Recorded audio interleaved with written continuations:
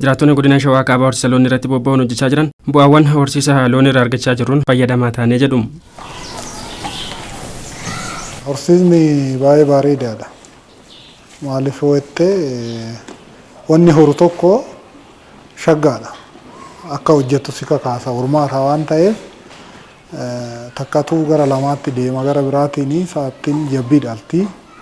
Sanirraa kanaaf immoo galiin gara haadhatiin gara jabbiitiinis argamu akka nama dhuunfaatti odoo hin ta'in akkuma biyyaatti wanna bu'a qabeessa waan ta'eef baay'ee bareedaadhaan jedha. Yeroo loon kana xinnaarraa yeroo duraatiif sa'a takkarraa yeroo jalqabnu mana hin qabnu beeksisa bira turreeyyuu erganaa mana ittiin ijaarrannee waa baay'ee ittiin hojjennee ittiin jijjiiramnee gurguddisnee qa'ee kan akkatti bal'ifannee. Obbo Biraanuu Lammaa sa'a tokkoon horsiisa loonii bara 2002 jalqabee jedhu. Sanaa boodas loowwan naannaa keenya jiran mala saayinsaa waan diqaalomsuun hojii keessa galle har'aa ofii fi maatii keenya kanumaan jireenya idilee keenya oofachaa jirra jedhu. Yeroo jalqabaa horma naannoorraa adda qaluudhaan jechuudha. AI'dhaan fofooyyessaa horma diqaalaa horma naannootirraa fofooyyessaa gara horii kanaatti finnee jechaadha. Gatiin isaanii 20,000 amma tuni 20,000 hin baafti. Isheen tuni 40 hin baafti. Anachaan sun amma rimaajii 3 taateerti.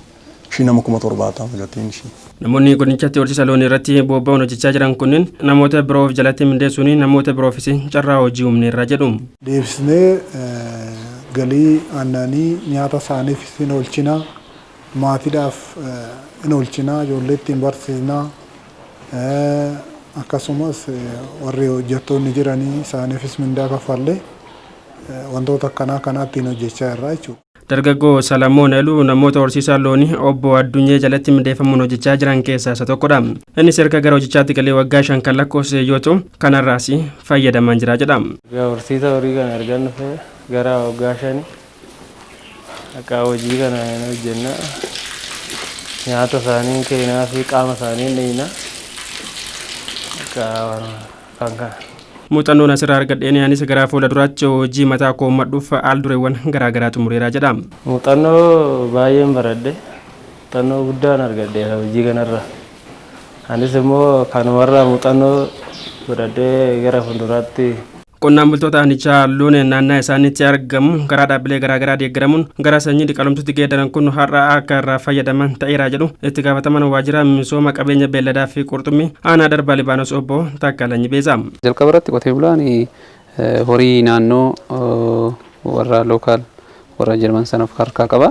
Isa sana immoo bifa marfeetiin sanyiin kormaa karaa giddu galeessa naatiroojiinii fiichee karaa qaalittiitiin kan dhiyaatu jira.